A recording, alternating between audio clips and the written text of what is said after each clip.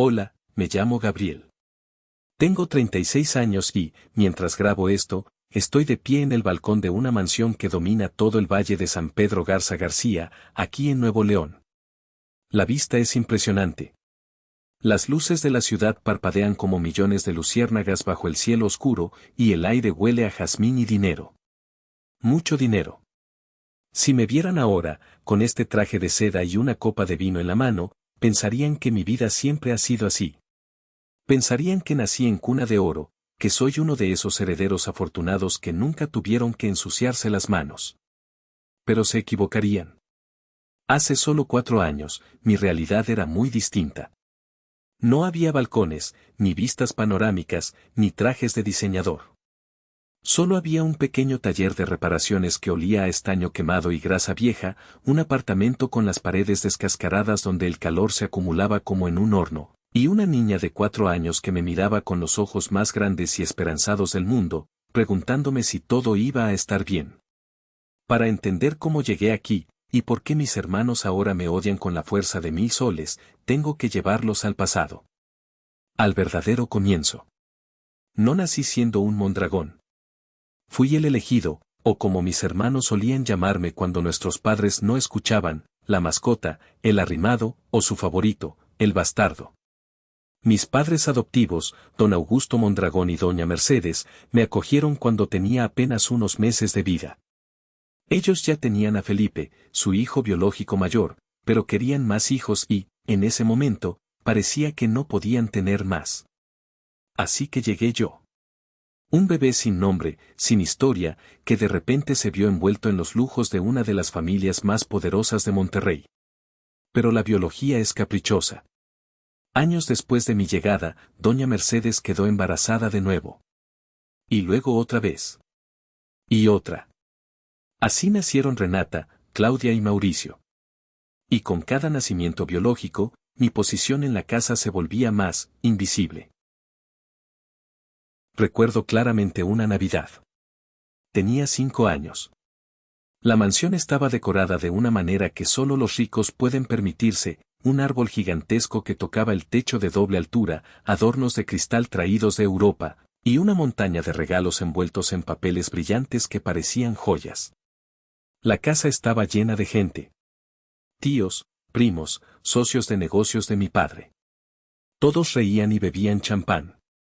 Yo llevaba un trajecito de terciopelo que me picaba, y estaba emocionado porque había visto una caja grande con mi nombre bajo el árbol.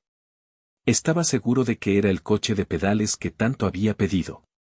Pero entonces, Felipe, que ya tenía 10 años y una maldad que no correspondía a su edad, me llevó a la cocina con el pretexto de darme un dulce. «Espera aquí, Gabriel», me dijo con una sonrisa torcida. Mamá dijo que los niños adoptados tienen que esperar a que los verdaderos hijos abran sus regalos primero. Es la regla. Y cerró la puerta. Y le echó llave. Al principio pensé que era una broma. Golpeé la puerta. Grité. «Felipe. Ábreme. Quiero ver a papá». Pero nadie vino. La música en el salón era demasiado fuerte, las risas demasiado estruendosas. Me quedé allí, sentado en el suelo frío de mármol de la cocina, abrazando mis rodillas. Podía ver el salón a través de la pequeña ventanita circular de la puerta de servicio. Vi a Felipe abrir mi caja grande. Vi cómo sacaba el coche de pedales. Vi a Renata, que apenas caminaba, riéndose mientras rompía el papel de otros regalos. Vi a don Augusto, mi padre, levantando a Mauricio en brazos, besando su frente con una devoción que nunca había visto dirigida hacia mí. Nadie preguntó, ¿dónde está Gabriel? Nadie. Pasaron horas. O al menos, a mí me parecieron horas. Finalmente, la cocinera, una mujer robusta llamada Lupita, entró por la puerta trasera cargando unas bandejas. Me encontró dormido en el suelo, con las mejillas manchadas de lágrimas secas. «¡Ay, mi niño!», exclamó, dejando las bandejas de golpe. «¿Qué haces aquí solito?». Felipe dijo que tenía que esperar, susurré, con la voz ronca. Lupita no dijo nada. Sus ojos se llenaron de una tristeza que yo no comprendí en ese momento. Me levantó, me sentó en la mesa de trabajo y me dio una galleta decorada que se había roto y no podían servir a los invitados. Cómete esto, mi amor, me dijo, acariciándome el pelo. Tú eres un niño bueno. Dios te va a recompensar algún día, vas a ver. Esa noche aprendí dos cosas que marcarían el resto de mi vida. La primera, que la sangre, para los Mondragón, era más espesa que el amor. Y la segunda, que por mucho que me esforzara, por muy bien que me portara, para ellos yo siempre sería el extraño que miraba la felicidad ajena a través de una ventanita de cristal. Crecí intentando compensar mi falta de sangre con excelencia. Si Felipe sacaba un 7 en matemáticas, yo sacaba un 10. Si Renata dejaba las clases de piano a la mitad, yo aprendía a tocar sonatas complejas. Si Mauricio rompía un jarrón y me culpaba, yo lo aceptaba en silencio, limpiando los trozos rotos para que papá no se enfadara. Pensé, ingenuamente, que si era perfecto, si era útil, don Augusto me querría. Me equivoqué. Para él, mi inteligencia no era un orgullo, era una herramienta. Una inversión que debía dar rendimientos. Cuando cumplí 25 años, ya trabajaba en el Grupo Mondragón. No como ejecutivo, como mis hermanos, sino como el solucionador de problemas. Yo era quien arreglaba los balances que Felipe estropeaba con su incompetencia. Yo era quien redactaba los discursos que don Augusto leía con voz potente. Yo era el engranaje invisible que mantenía la máquina funcionando. Un martes por la tarde, mi padre me mandó llamar a su despacho. Ese lugar siempre olía a tabaco caro y cuero viejo. Me quedé de pie frente a su escritorio masivo de caoba, esperando a que dejara de leer unos documentos. Gabriel, dijo sin levantar la vista. Te vas a casar. Sentí un frío en el estómago. ¿Cómo dice, señor? Siempre le llamaba señor en la oficina, por orden suya. Con Lorena. La hija de Ricardo Valenzuela. Es un buen socio, pero está dudando en firmar la fusión de las constructoras. Quiere asegurar el vínculo familiar. Le ofrecí a Felipe, pero, bueno, ya sabes cómo es Felipe, no quiere ataduras. Así que te ofrecí a ti. Hablaba de mí como si fuera una cabeza de ganado. Lorena Valenzuela era conocida en todo San Pedro, pero no por buenas razones. Era una chica hermosa, sí, pero con una reputación de fiestas salvajes, inestabilidad emocional y problemas con sustancias que todos preferían ignorar por el dinero de su padre. Padre, intenté decir, la palabra se sintió extraña en mi lengua, apenas conozco a Lorena. Y he oído que, no te estoy pidiendo tu opinión, Gabriel, interrumpió don Augusto, golpeando la mesa con la palma de la mano. Sus ojos grises, duros como el acero, se clavaron en los míos. Te he dado un techo, educación, comida y un apellido que te abre puertas que jamás podrías haber abierto siendo un huérfano cualquiera. Es hora de que pagues tu deuda. La boda es en 3 meses. Y así fue. Me casé con Lorena en la catedral, frente a 500 invitados que murmuraban sobre la suerte del adoptado. Los primeros meses fueron un infierno silencioso. Lorena no quería ser esposa, y mucho menos mi esposa. Me veía como un carcelero impuesto por su padre. Se pasaba los días durmiendo y las noches bebiendo. Yo intentaba mantener la fachada, trabajando 12 horas al día para el Grupo Mondragón y volviendo a una casa fría y hostil. Pero entonces, ocurrió un milagro. Un descuido, dirían algunos, pero para mí fue la mano de Dios. Lorena quedó embarazada. Durante 9 meses, tuve esperanza. Pensé que un bebé cambiaría las cosas, que nos uniría. Cuando nació Marisol, con su piel suavecita y esos ojos curiosos que parecían querer comerse el mundo, sentí por primera vez lo que era el amor incondicional. Sostenerla en mis brazos fue como sostener un trozo de sol. La llamé Marisol porque ella sería mi mar y mi sol en medio de tanta oscuridad. Pero Lorena no sintió lo mismo. La maternidad le estorbaba. Apenas miraba a la niña. Las niñeras se encargaban de todo mientras ella volvía a sus viejos hábitos, ahora con más fuerza, para escapar de la realidad. Yo me convertí en padre y madre. Aprendí a cambiar pañales, a preparar mamilas a la temperatura exacta, a calmar los llantos de cólico a las 3 de la mañana mientras Lorena roncaba en la habitación de invitados o, peor aún, no llegaba a casa. Marisol creció viéndome como su mundo entero. Papá, fue su primera palabra. No mamá. Y cada vez que ella me abrazaba con sus bracitos regordetes, yo sentía que podía soportar cualquier desprecio de mis hermanos, cualquier frialdad de mi padre, cualquier locura de mi esposa. Pero todo tiene un límite. Y el mío llegó la noche del cuarto cumpleaños de Marisol.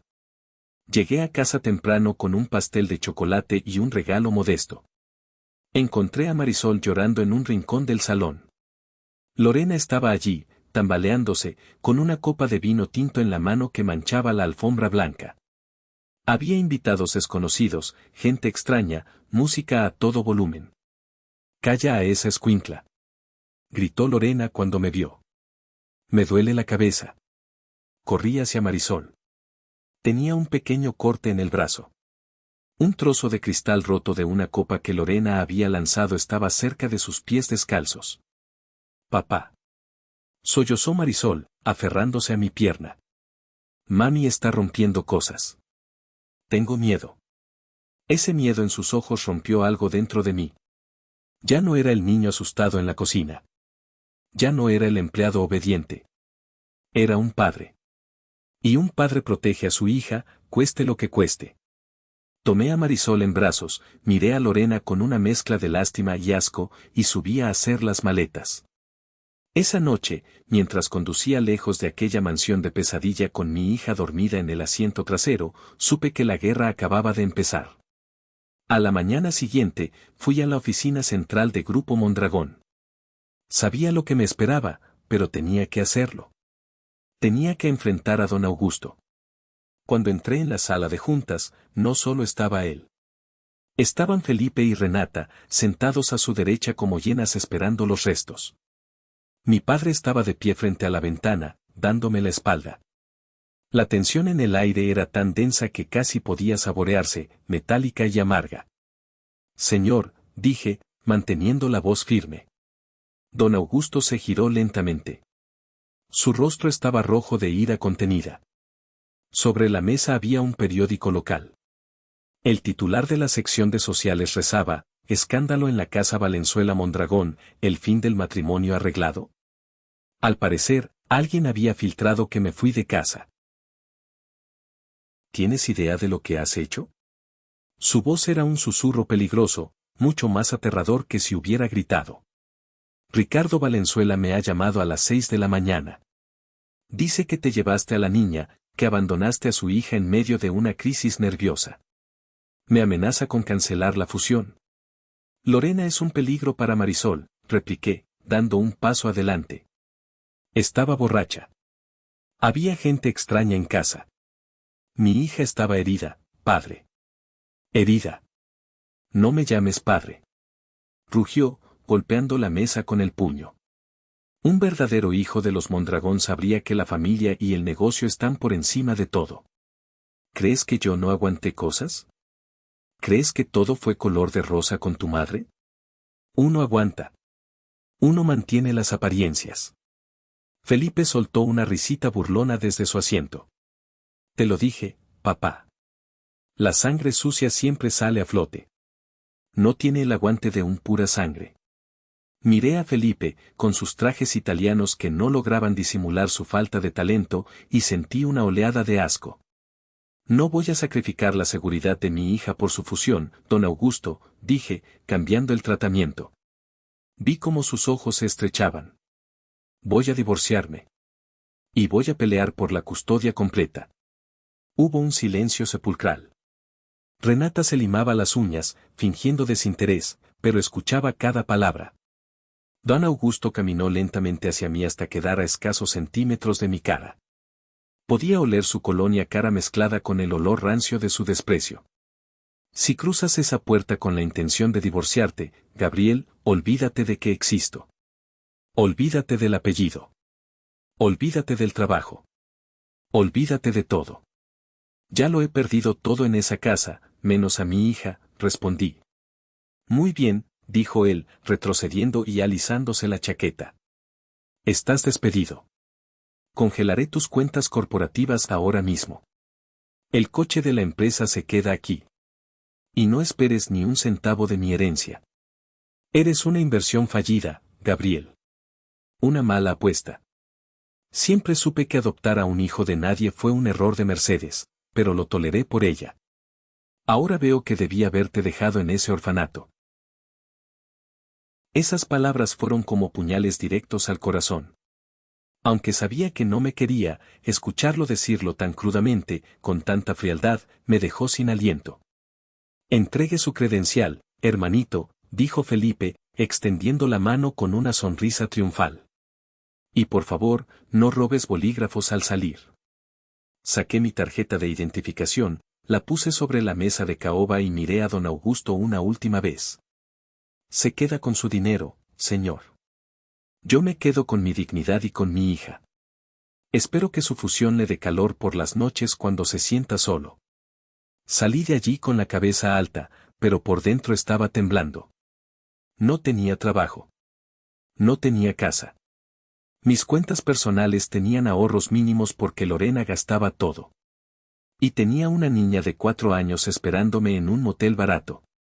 Caminé bajo el sol abrasador de Monterrey hasta la parada del autobús, sintiendo como el sudor empapaba mi camisa de oficina. Ya no era Gabriel Mondragón, el ejecutivo.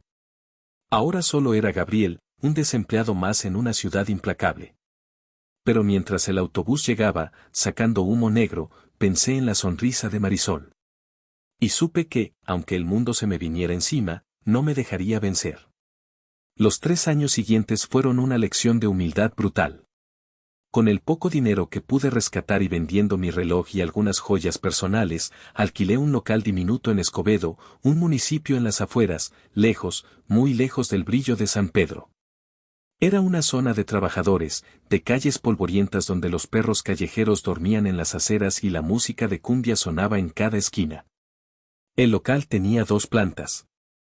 Abajo, abrí mi taller, reparaciones Gabriel, electrónica y más. Arriba, un pequeño apartamento de una sola habitación que se convirtió en nuestro hogar. No había aire acondicionado central, solo un ventilador viejo que chirriaba rítmicamente toda la noche, clac clac clac. Las paredes tenían manchas de humedad que parecían mapas de países inexistentes. Pero era nuestro. Aprendí a vivir con lo justo.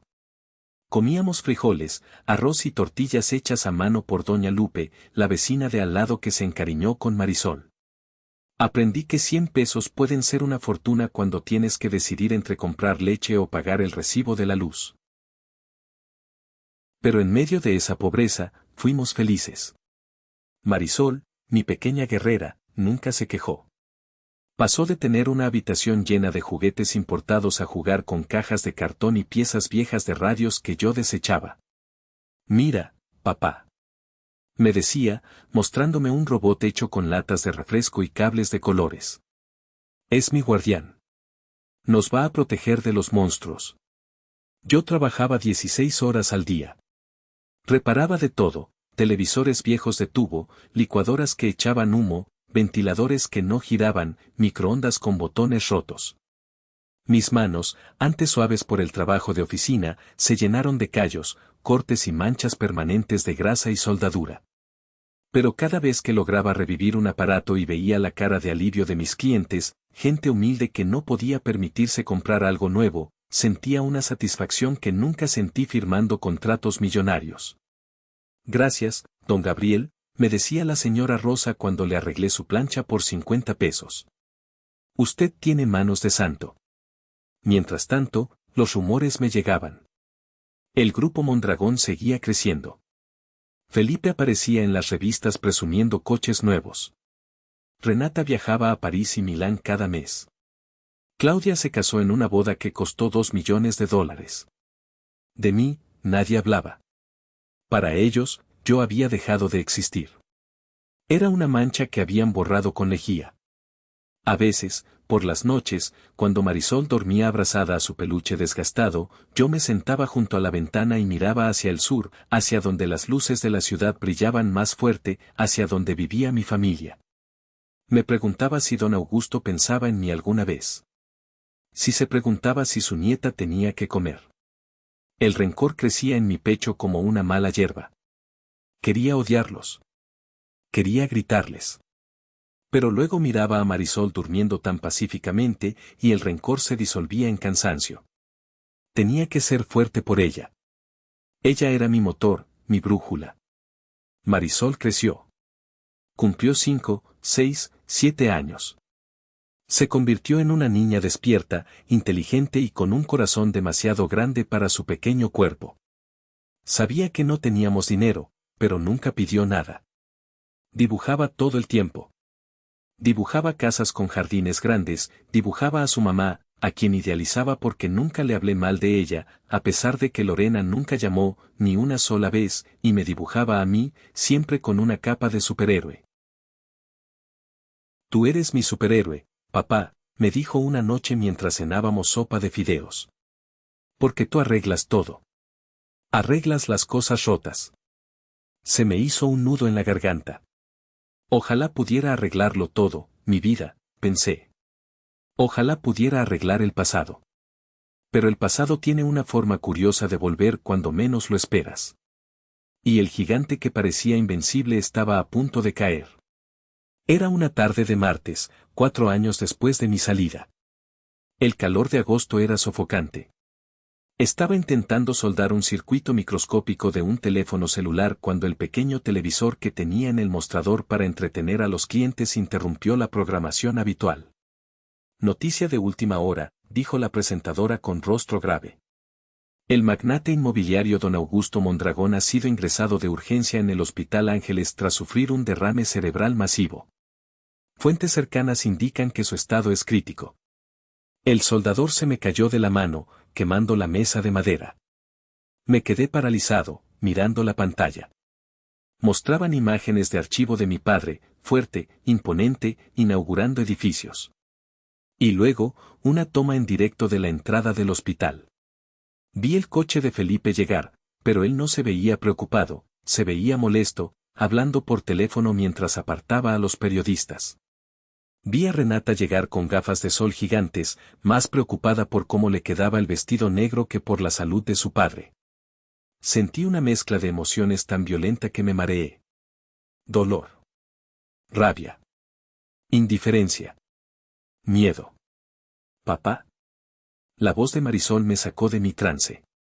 Estaba sentada en el suelo, con sus colores y cuadernos, mirando la televisión con los ojos muy abiertos. Ahora tenía 8 años y entendía mucho más de lo que yo quisiera. ¿Ese es mi abuelito? Preguntó, señalando la pantalla. Nunca le había ocultado quién era su abuelo, pero tampoco habíamos tenido contacto. Ella sabía que vivía lejos y que estaba muy ocupado. Sí, mi amor. Es él. ¿Está enfermo? Sí, parece que está muy enfermo. Apagué el televisor. No quería ver más. No quería saber. Él me había echado. Me había llamado inversión fallida. Que sus verdaderos hijos se ocuparan de él. Volví a mi trabajo, intentando que mis manos dejaran de temblar. Pero Marisol no volvió a sus dibujos. Se acercó al mostrador, se puso de puntillas y me miró con esa seriedad que a veces me asustaba. Tenemos que ir a verlo, papá. Suspiré, dejando las herramientas. Marisol, ya sabes que no nos llevamos bien. Ellos no nos quieren allí. No somos bienvenidos. Pero es tu papá, insistió ella, con una lógica aplastante. Y es mi abuelito. Cuando tú te enfermaste de gripe el año pasado, yo te hice té y te puse paños fríos, y te curaste. El abuelito necesita que alguien lo quiera para curarse. Tiene a muchos médicos, hija. Y tiene a tus tíos. En la tele se veían, raros, dijo ella, frunciendo el ceño. No se veían tristes. Se veían como cuando alguien pierde el autobús y está enojado. El abuelito va a estar solito en esa cama blanca. A nadie le gusta estar solo cuando le duele algo. Sus palabras me golpearon. Recordé mi propia infancia, solo en la cocina.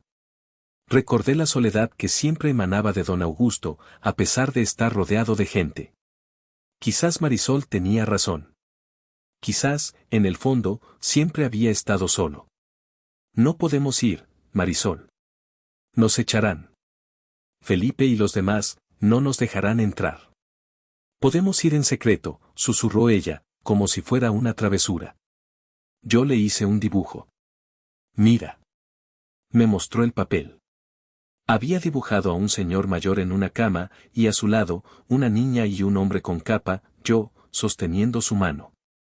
Arriba, con letras torcidas de colores, decía, recupérate pronto, abuelito. Miré el dibujo y luego miré a mi hija. Ella no tenía mi sangre, ni la sangre de los Mondragón corriendo por sus venas de la forma en que ellos valoraban. Pero tenía un corazón más noble que todos nosotros juntos. Ella no conocía el rencor. Ella solo conocía el amor. ¿Cómo podía negarle eso? ¿Cómo podía dejar que mi orgullo fuera más fuerte que su compasión? Está bien, dije finalmente, sintiendo que estaba cometiendo una locura. Iremos. Pero solo un momento. Y si alguien nos dice algo, nos vamos. ¿Prometido? Prometido. Gritó ella, y corrió a ponerse sus zapatos de domingo, que en realidad eran unos tenis blancos que yo limpiaba con esmero cada semana. Cerré el taller temprano, puse el cartel de cerrado por emergencia familiar, una ironía que solo yo entendía, y tomamos el autobús hacia la zona rica de la ciudad. Hacia el hospital donde el hombre que me había destruido la vida luchaba por la suya. No sabía qué iba a pasar, pero mientras sostenía la mano pequeña y cálida de Marisol en el trayecto, supe que estábamos haciendo lo correcto. Aunque doliera. El Hospital Ángeles era un mundo aparte. El suelo brillaba tanto que parecía agua, y el aire olía a lavanda y antiséptico caro, no a la mezcla de cloro y desesperanza de los hospitales públicos a los que yo estaba acostumbrado. Entramos por la puerta principal, sintiéndonos intrusos. Yo llevaba unos pantalones vaqueros desgastados pero limpios, y una camisa de botones que había planchado 2 veces. Marisol llevaba su vestido de domingo, el de las flores amarillas, y abrazaba su cuaderno de dibujo contra el pecho como si fuera un escudo. Nos dirigimos al mostrador de información. Mi corazón latía tan fuerte que temía que la recepcionista pudiera oírlo. Buenas tardes, dije, tratando de sonar seguro. Venimos a visitar al señor Augusto Mondragón. La mujer me miró por encima de sus gafas, escaneando mi ropa, mis zapatos, mi reloj barato. Luego miró su lista. ¿Nombre? Gabriel, dudé un segundo. Si decía Mondragón, saltarían las alarmas. Gabriel y su nieta. No están en la lista de visitas autorizadas. La familia ha restringido el acceso. Solo hijos directos y cónyuges. Sentí que el suelo se abría. Por supuesto. Felipe se había asegurado de bloquear cualquier entrada. Por favor, señorita, intervino Marisol, poniéndose de puntillas para asomarse al mostrador. Es mi abuelito. Le traje un dibujo para que no esté triste. Solo queremos verlo un ratito. La recepcionista miró a la niña. Marisol tenía ese don, esa capacidad de derretir incluso los corazones más fríos con su sinceridad. La mujer suspiró, miró a ambos lados para asegurarse de que nadie vigilaba, y bajó la voz. Habitación 405. Cuarta planta. Pero rápido. Si viene alguien de seguridad, yo no los vi. Subimos en el ascensor en silencio. Al llegar a la 405, me detuve. La puerta estaba entreabierta. Desde dentro, se oía el pitido rítmico de las máquinas. Bip, bip, bip. Ese sonido era la única prueba de que el gran don Augusto seguía vivo. Entra tú, mi amor, le susurré a Marisol, agachándome a su altura. Yo me quedaré aquí vigilando. ¿No vas a entrar, papá? No puedo. El abuelo y yo, tenemos cosas pendientes. Él necesita verte a ti ahora. Ve, dale el dibujo. Marisol asintió valientemente y entró. Yo me quedé pegado a la pared del pasillo, oculto en las sombras, pero con un ángulo que me permitía ver el interior a través de la rendija de la puerta. Vi a mi padre. Se veía terriblemente pequeño en esa cama enorme. Los tubos y cables parecían serpientes devorando su vitalidad. Tenía la piel grisácea, los ojos cerrados. Parecía un rey derrocado, abandonado en su torre de marfil. Marisol se acercó a la cama con respeto. No tuvo miedo. Puso su manita sobre la mano huesuda de don Augusto, llena de vías intravenosas. «Hola, abuelito», susurró ella. «Soy Marisol. Papá dice que estás malito, así que vine a contarte un cuento». Hubo silencio. Solo el pitido de la máquina. «Hoy vi un gato en el taller de papá», continuó ella, sentándose en la silla de visitas. Era negro y tenía una oreja mordida. Le dimos un poquito de jamón de mi torta. Papá dice que hay que cuidar a los que están solitos, aunque sean gruñones. Tú estás solito ahorita, ¿verdad? Pero no te preocupes, yo estoy aquí. Durante los siguientes 20 minutos, mi hija de 8 años le habló al hombre que me había arruinado la vida con una ternura infinita. Le habló de la escuela, de mis reparaciones, de cómo yo le hacía trenzas aunque me quedaban chuecas. De repente, vi movimiento en la cama. La mano de don Augusto se contrajo ligeramente. Sus párpados temblaron y se abrieron lentamente. Eran ojos cansados, nublados, pero cuando enfocaron a la niña a su lado, algo brilló en ellos. No era reconocimiento inmediato, era confusión. ¿Quién? Su voz era un graznido seco, casi inaudible. Soy Marisol, dijo ella sonriendo. Tu nieta. Te traje un dibujo. Levantó el papel. Don Augusto lo miró. Luego levantó la vista y miró hacia la puerta, hacia donde yo estaba escondido. Me agaché rápidamente, el corazón desbocado. Tu papá, susurró el anciano. ¿Dónde?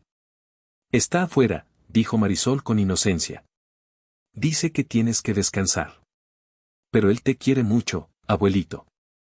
Lloró cuando te vio en la tele. Escuchar eso me rompió. Me apoyé contra la pared fría del pasillo y me cubrí la boca para no sollozar. 4 años de odio, de resentimiento, y bastó una frase de mi hija para recordarme que, a pesar de todo, ese hombre en la cama había sido mi padre. El único que había conocido. Empezamos a ir todos los días. Yo cerraba el taller 1 hora antes, perdíamos dinero, pero no importaba. Marisol se había convertido en la mejor medicina de don Augusto. Una tarde, al tercer día, encontré a una enfermera saliendo de la habitación con una caja de cartón llena de cosas. Disculpe, la detuve. ¿Qué es eso? La enfermera, una mujer amable llamada Lucía, suspiró. Son cosas viejas que el señor Mondragón tenía en su mesita de noche. Me pidió que las tirara. Dice que ya nada sirve. Está muy irritable hoy. Se queja del silencio, pero no quiere ver la televisión. Miré dentro de la caja. Había pañuelos, un libro a medio leer y, en el fondo, una radio antigua. Era una Philco de madera de los años 50. La reconocí al instante. Era la radio de doña Mercedes, mi madre adoptiva. Ella solía escuchar boleros en esa radio los domingos por la tarde, mientras don Augusto leía el periódico. Era el objeto más sagrado de la casa cuando yo era niño. No la tire, dije impulsivamente. Por favor. Démela. Está rota, señor. El cable está cortado y le faltan válvulas. Yo puedo arreglarla. Soy técnico. Esa noche no dormí. En mi pequeño taller, bajo la luz parpadeante de una lámpara de escritorio, desmonté la radio pieza por pieza. Limpié el polvo acumulado durante décadas. Soldé los circuitos rotos con una precisión quirúrgica. Busqué entre mis cajas de repuestos hasta encontrar una válvula compatible. Lijé la madera y la barnicé hasta que brilló como miel bajo el sol. Mientras trabajaba, recordaba. Recordaba a mamá Mercedes tarareando Bésame mucho. Recordaba a don Augusto mirándola con una suavidad que rara vez mostraba al mundo. Esa radio no era solo un aparato, era un puente hacia el único momento en que fuimos una familia feliz. A las 5 de la mañana, la probé. Giré el dial. Un crujido estático, y luego, clara y nítida, la voz de un locutor de radio AM llenó el taller. Funcionaba. Esa tarde, volvimos al hospital. Esta vez, entré con Marisol. Don Augusto estaba despierto, mirando al techo con el ceño fruncido. Cuando nos vio entrar, su mirada se endureció al verme, pero se suavizó al ver a la niña.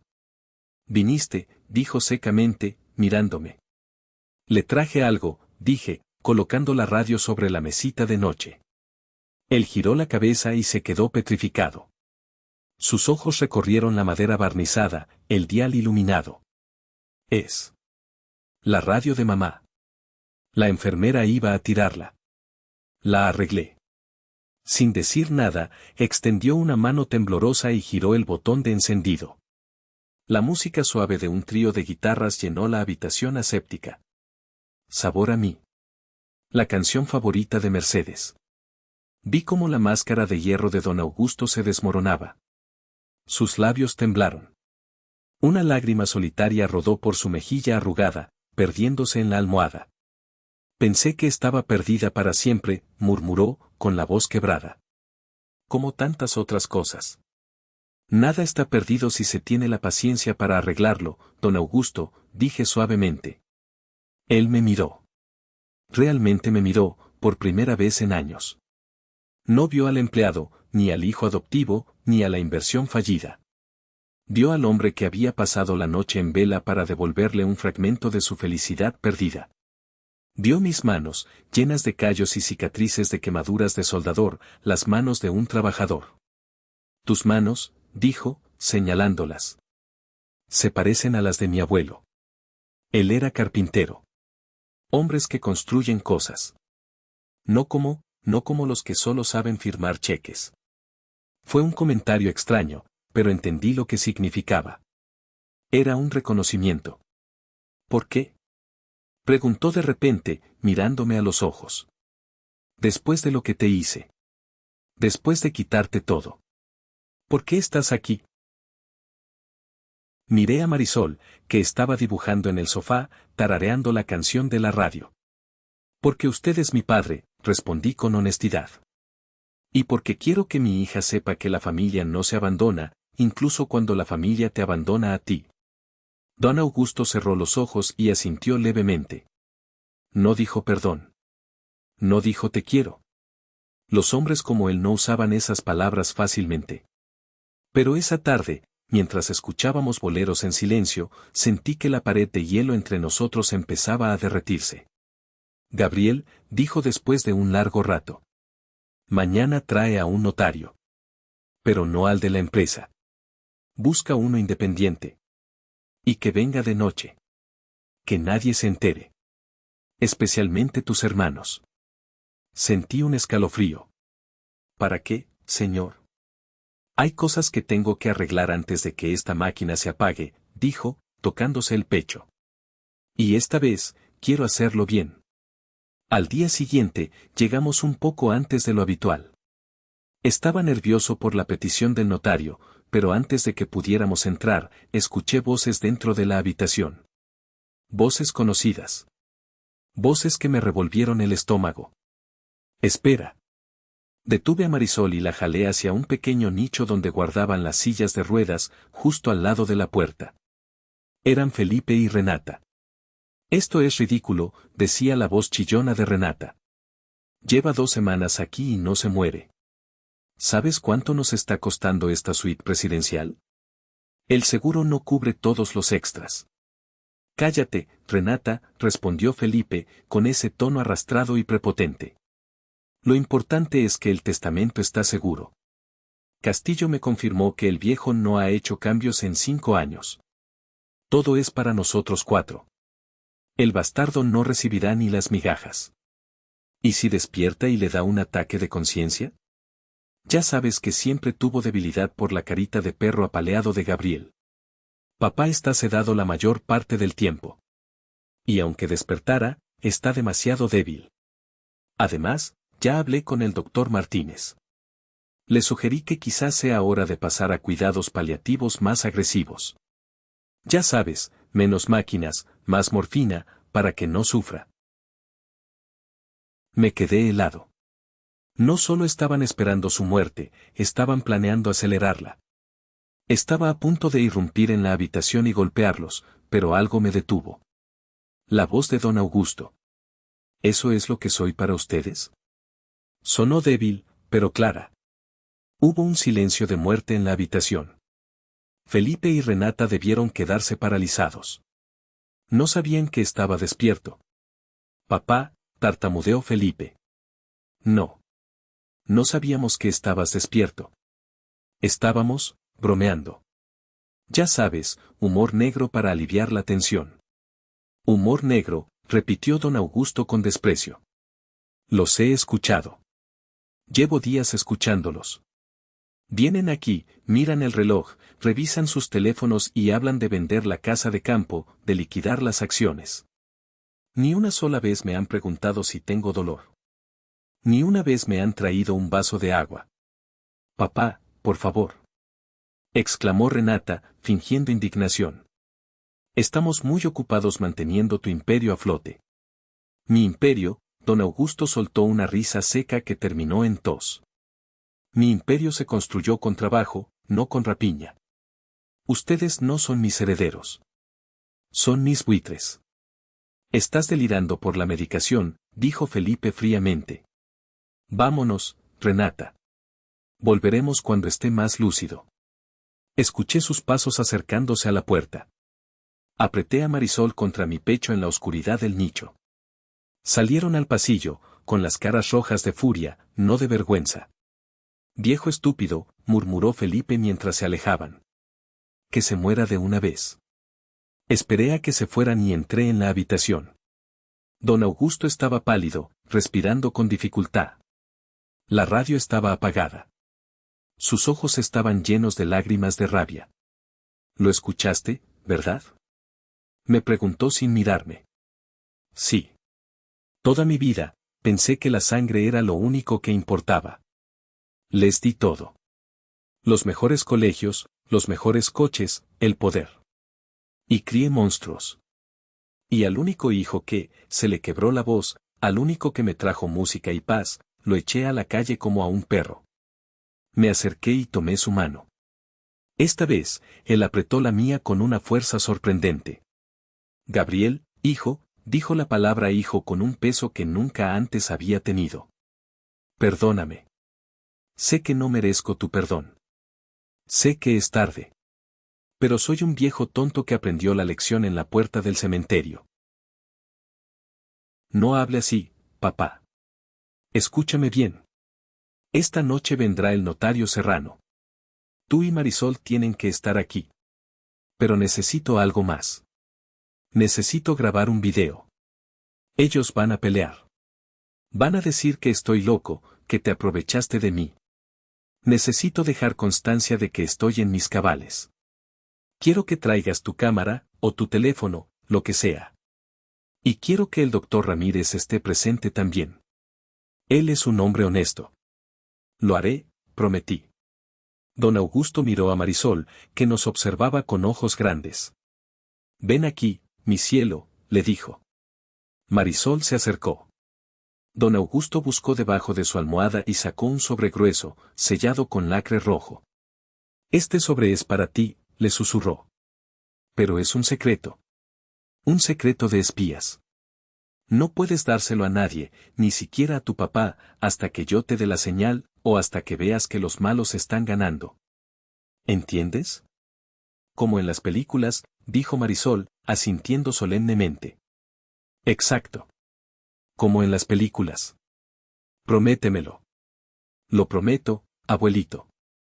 Esa noche, en la penumbra de la habitación de hospital, mientras grababa el video de mi padre desheredando a sus hijos biológicos y declarando su amor por nosotros, supe que estaba presenciando un acto de justicia divina. Pero también sabía que esto desataría una guerra. Y tenía miedo. La grabación del video fue uno de los momentos más solemnes de mi vida. El notario Serrano, un hombre bajo y meticuloso con bigote canoso, redactó el Nuevo Testamento a mano, siguiendo el dictado de mi padre. Don Augusto estaba débil, pero su mente estaba afilada como una navaja recién afilada. Yo, Augusto Mondragón, en pleno uso de mis facultades mentales, dictaba, mirando a la cámara de mi teléfono que yo sostenía con manos temblorosas. Declaro que he sido testigo de la verdadera naturaleza de mis hijos. He visto la codicia en los ojos de Felipe, Renata, Claudia y Mauricio. Y he visto el amor desinteresado en los ojos de Gabriel y Marisol. Hizo una pausa para tomar aire. El doctor Ramírez, de pie en la esquina, asentía, validando la lucidez del paciente. Dejo el 90% de mis bienes, incluyendo el control mayoritario del Grupo Mondragón, las propiedades raíces y las cuentas en el extranjero, a mi hijo Gabriel Mondragón y a mi nieta Marisol. El 10% restante se dividirá entre mis 4 hijos biológicos, con la condición de que no impugnen este testamento. Si lo hacen, perderán incluso ese 10%. Cuando terminó, firmó el documento con una mano temblorosa pero firme. Luego, puso su huella digital manchada de tinta azul. El notario y el doctor firmaron como testigos. Ya está hecho, suspiró don Augusto, dejándose caer en las almohadas, agotado. Ahora puedo descansar. El notario guardó el documento original y me entregó una copia certificada, junto con una memoria USB donde guardé el video.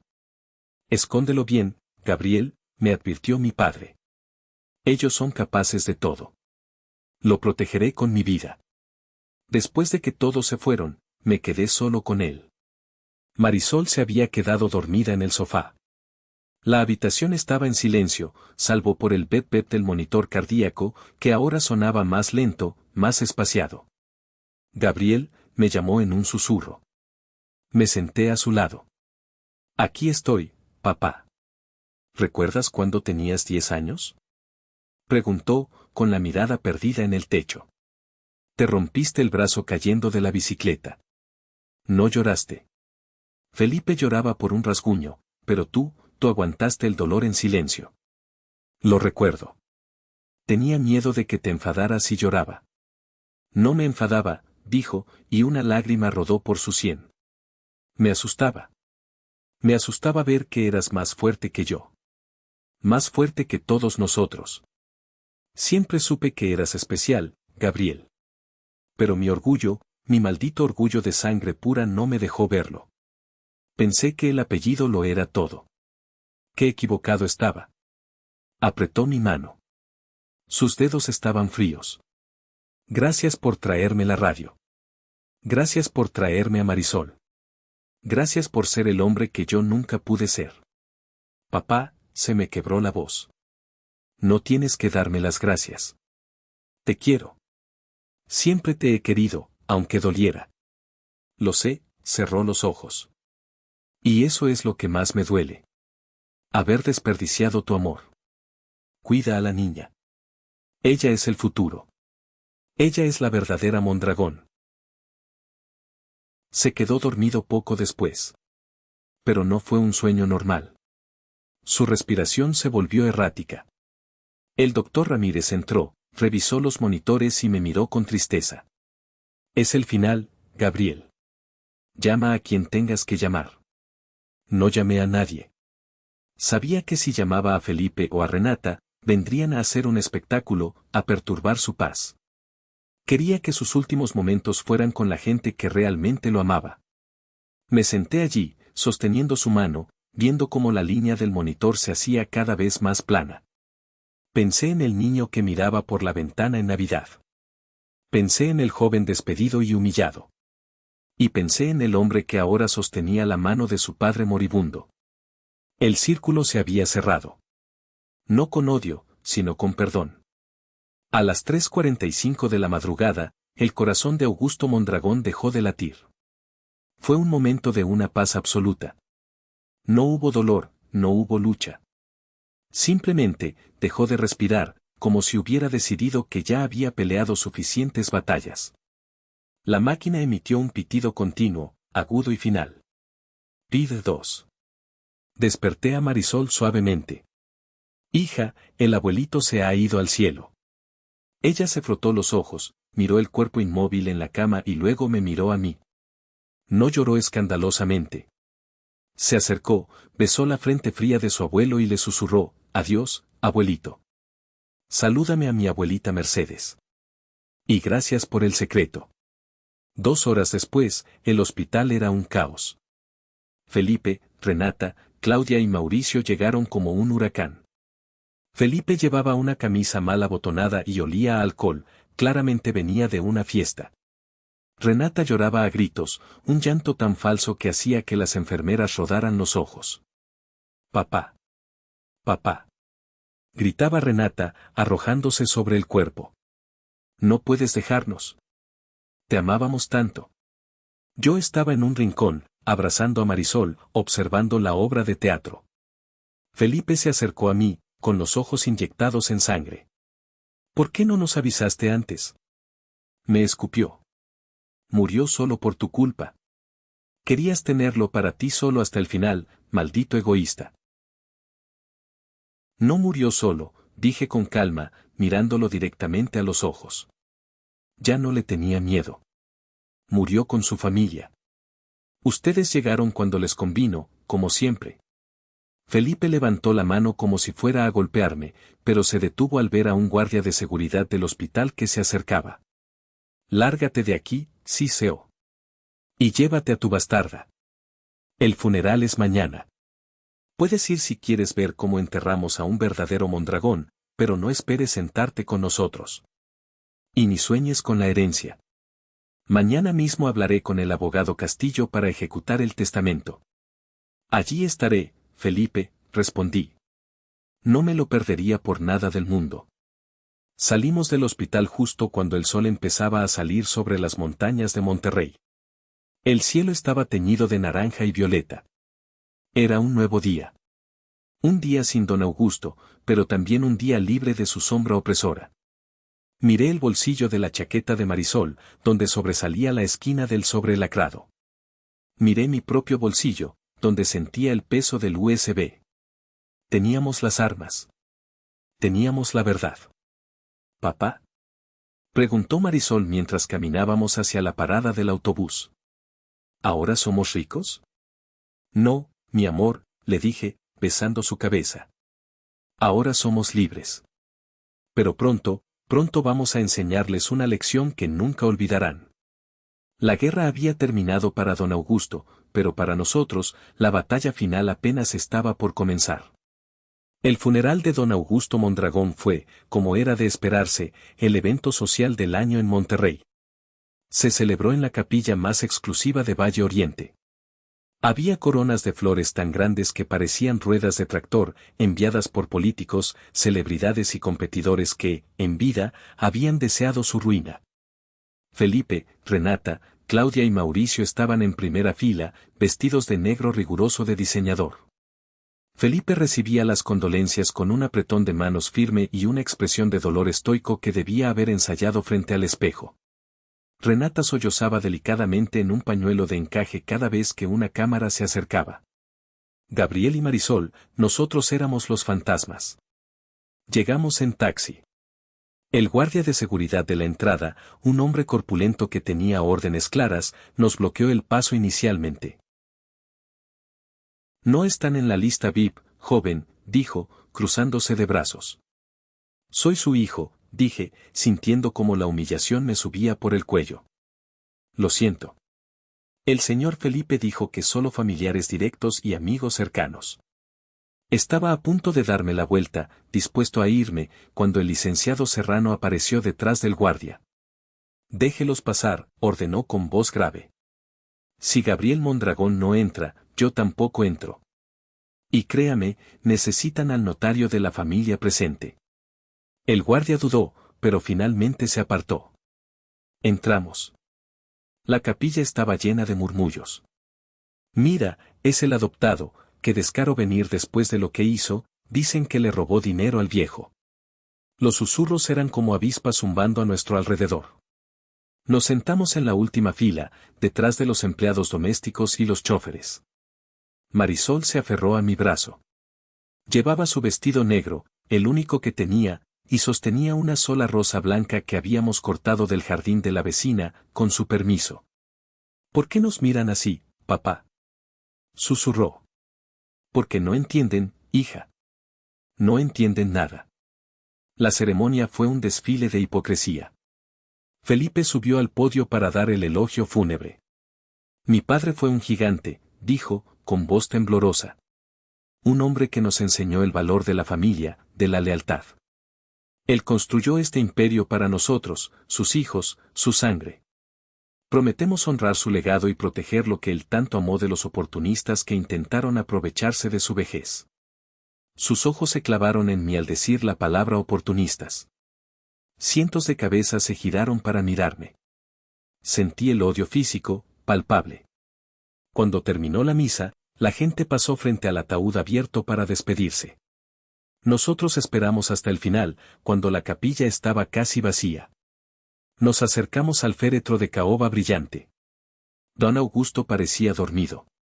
Habían maquillado su rostro para ocultar la palidez de la muerte, devolviéndole esa máscara de autoridad que siempre llevó. Marisol se puso de puntillas y colocó la rosa blanca sobre sus manos cruzadas. Descansa, abuelito, le dijo. Ya nadie te va a molestar por el dinero. Felipe apareció de la nada, agarrando el brazo de Marisol y apartándola bruscamente. No toques nada. Gritó. Saca esa flor de ahí. No quiero basura barata en el ataúd de mi padre. Suéltala. Le grité, empujando a Felipe. Seguridad. Chilló Renata, apareciendo detrás de él. Sacan a estos intrusos. Están profanando el funeral. Dos guardias nos agarraron de los brazos. Marisol empezó a llorar, asustada. No hace falta que nos echen, dije, sacudiéndome el agarre del guardia. Nos vamos. Pero recuerden esto, el verdadero luto se lleva en el corazón, no en la cartera. Y ustedes están vacíos por dentro. Salimos de la capilla bajo la lluvia que empezaba a caer, como si el cielo mismo estuviera lavando la suciedad de lo que acababa de ocurrir. Pero mientras nos alejábamos, vi al licenciado Serrano observándonos desde la puerta. Me hizo un leve asentimiento con la cabeza. La señal. La lectura del testamento sería mañana. Y la bomba estaba a punto de estallar.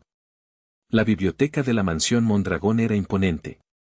Estanterías de piso a techo llenas de libros que mis hermanos nunca leyeron, una chimenea de piedra y una mesa larga de roble donde se habían decidido los destinos de empresas y personas durante décadas. Estábamos todos allí. Felipe, Renata, Claudia y Mauricio sentados en un lado, bebiendo whisky, relajados, confiados. Yo estaba sentado en el extremo opuesto, solo, con una silla vacía a mi lado donde había dejado mi chaqueta.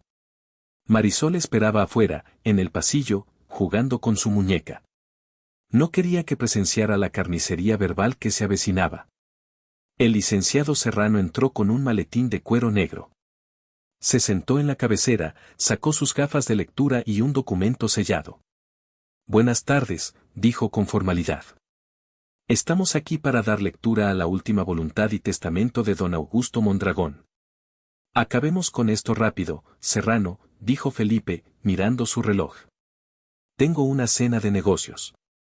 Solo dinos cuánto nos toca a cada uno y dale al bastardo su cheque de consolación, si es que papá le dejó algo.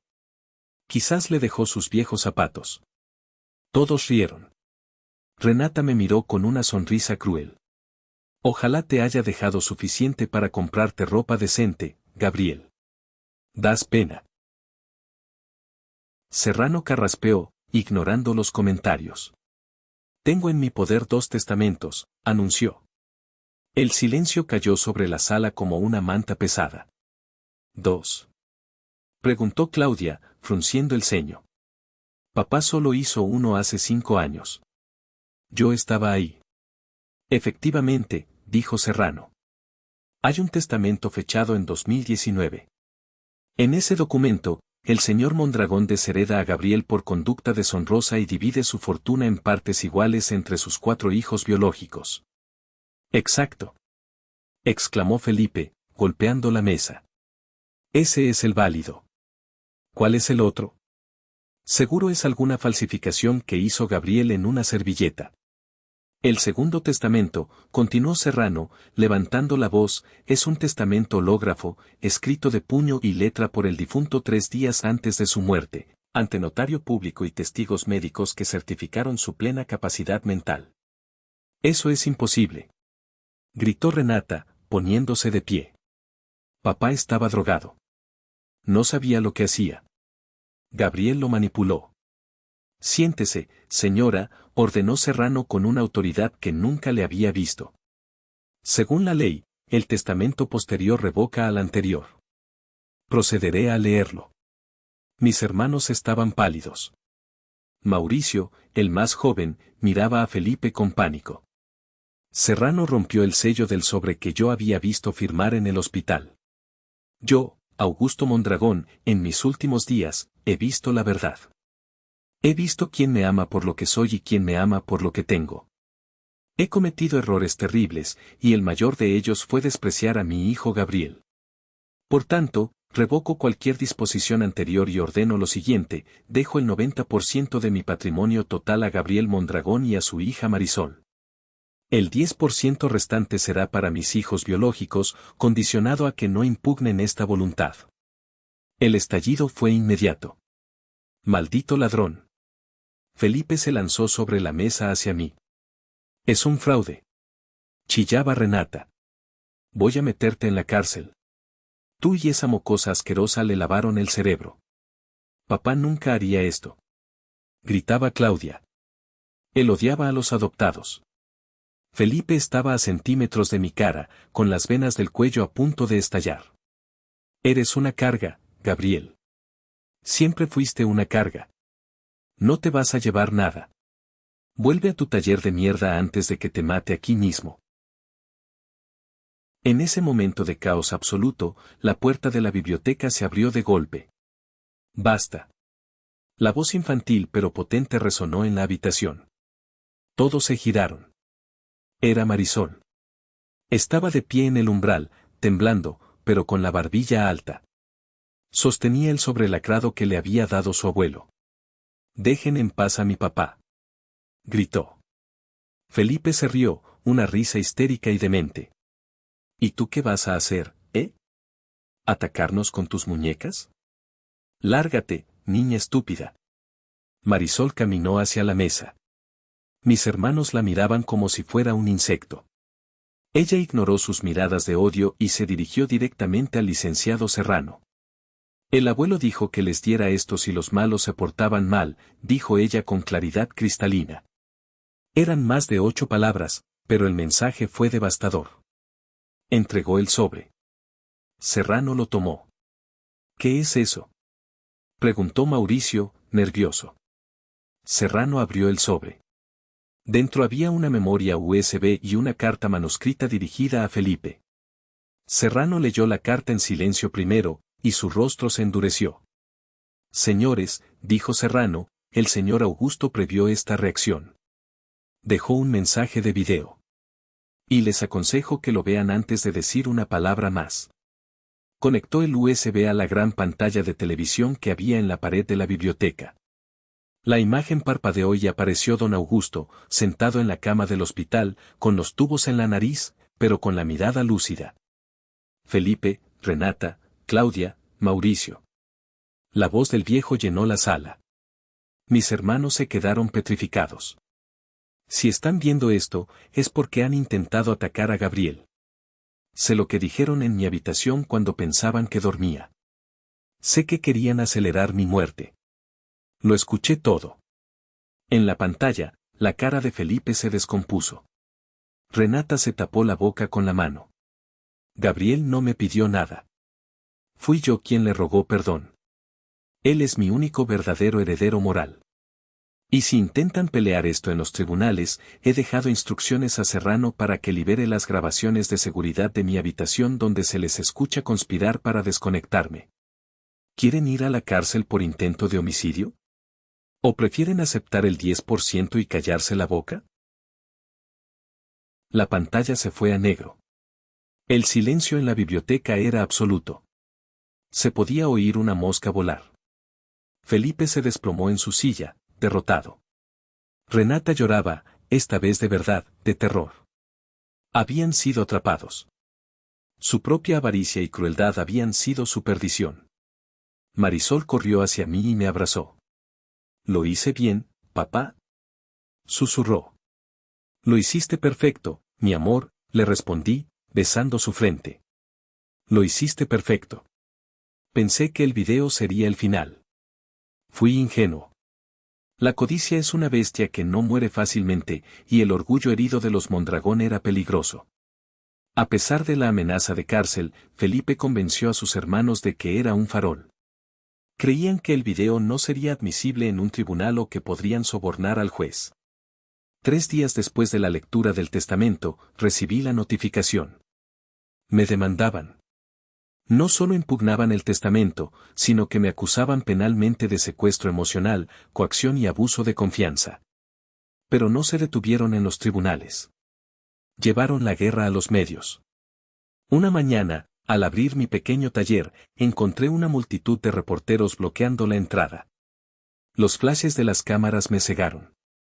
«Señor Gabriel.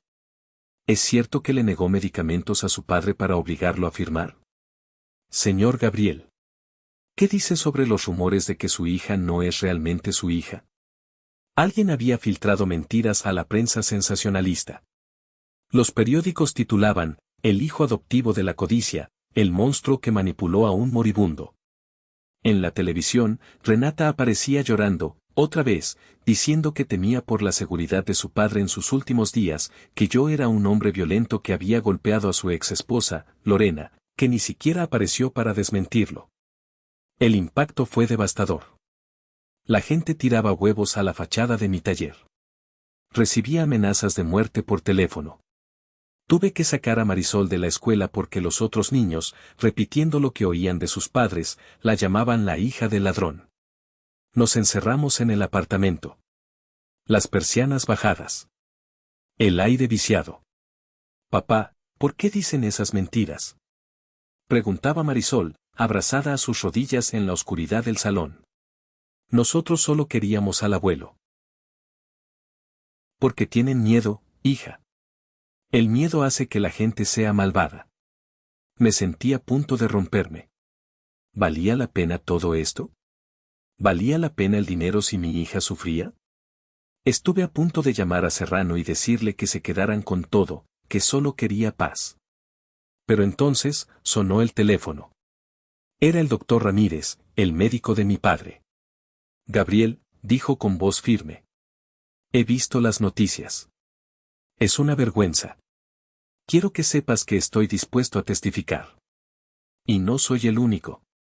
La jefa de enfermeras, Lucía, también. Vimos cómo esos buitres trataban a tu padre. Y vimos cómo tú le limpiabas la cara y le arreglabas la almohada. No te rindas. La verdad pesa más que el oro». Esas palabras me dieron la fuerza que necesitaba. Miré a Marisol, que dormía inquieta en el sofá. No iba a rendirme. No por el dinero, sino por el honor de mi padre y el futuro de mi hija. Si querían guerra, tendrían guerra. El día del juicio final, el cielo sobre Monterrey estaba gris plomo. El tribunal estaba rodeado de periodistas. Entramos por la puerta trasera, escoltados por Serrano y 2 guardias privados. La sala del tribunal era fría, revestida de madera oscura. El juez, un hombre mayor llamado juez Cárdenas, tenía fama de ser duro e imparcial. En el banco de los acusadores, mis hermanos lucían impecables, con un equipo de 5 abogados de los más caros del país. Se veían confiados. Creían que su dinero y sus conexiones sociales los salvarían como siempre. El abogado de Felipe, un hombre con voz de barítono llamado licenciado Vega, comenzó su ataque. «Su señoría, estamos ante un caso clásico de manipulación. Gabriel, un hombre resentido, fracasado económicamente, aprovechó la demencia senil de un anciano vulnerable. Usó a una niña inocente como herramienta emocional. Es un acto depredador». Llamaron a expertos psiquiátricos que nunca vieron a mi padre pero que aseguraban que en su estado era imposible tomar decisiones racionales. Llamaron a supuestos amigos de la familia que juraron que don Augusto siempre desconfió de mí. Parecía que íbamos perdiendo. Yo sentía como el sudor frío me bajaba por la espalda. Entonces, fue nuestro turno. Llamo al estrado al doctor Héctor Ramírez, anunció Serrano. El testimonio del doctor fue contundente.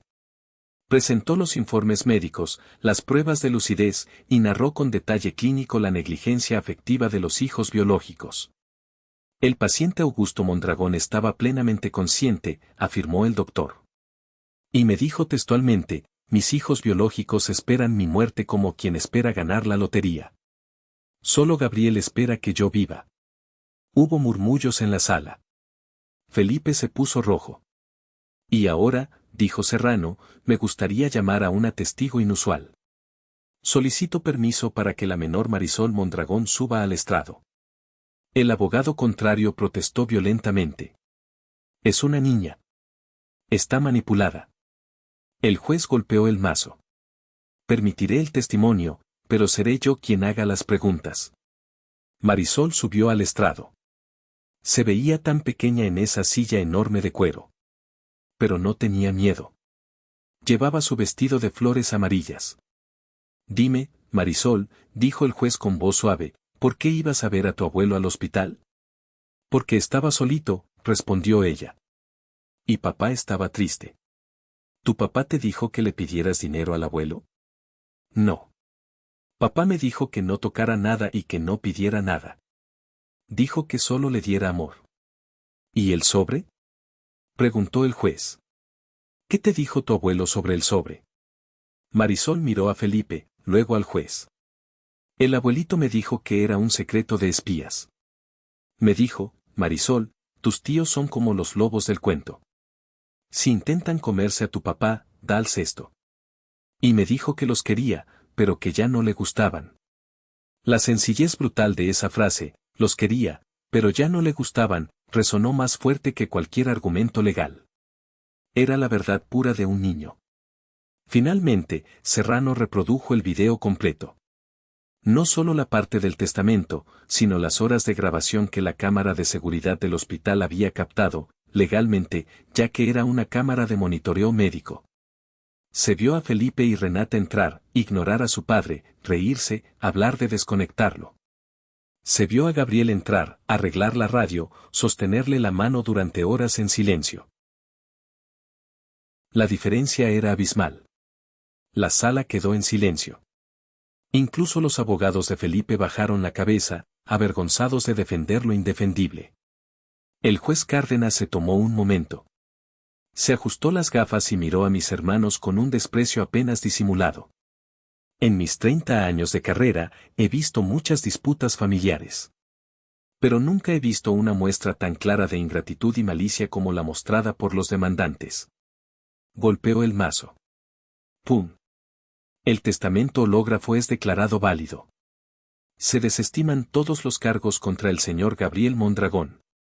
Además, ordeno que los demandantes paguen las costas del juicio y una indemnización por difamación. Y remitiré las grabaciones a la Fiscalía para que investiguen el posible delito de tentativa de homicidio por omisión de cuidados. Se cierra la sesión. Felipe se derrumbó en su silla. Renata soltó un alarido. Ganamos. Abrace a Marisol tan fuerte que casi la levanto del suelo. Lloramos. No por el dinero, sino porque la pesadilla había terminado. 3 meses después. La vida ha cambiado, pero nosotros no. Seguimos viviendo de manera sencilla, aunque ahora vivimos en la mansión principal para supervisar la fundación benéfica que creamos en nombre de don Augusto. El taller de reparaciones sigue abierto, pero ahora es una escuela donde enseño a jóvenes sin recursos a reparar electrónica para que tengan un oficio. Mis hermanos, bueno, el karma tiene su propia manera de cobrar facturas. La investigación fiscal destruyó su reputación. Las acciones de las empresas que ellos dirigían se desplomaron y la junta directiva los despidió a todos. Felipe perdió su casa por deudas de juego. Renata fue abandonada por su marido rico cuando se cortó el grifo del dinero. Ayer por la tarde, estaba en el jardín con Marisol, plantando rosales nuevos, cuando sonó el timbre de la puerta principal, la reja de hierro forjado que separaba nuestro mundo de la calle. Miré el monitor de seguridad. Eran Felipe y Renata. Se veían demacrados. Felipe llevaba un traje viejo y arrugado. Renata no llevaba maquillaje y parecía haber envejecido 10 años.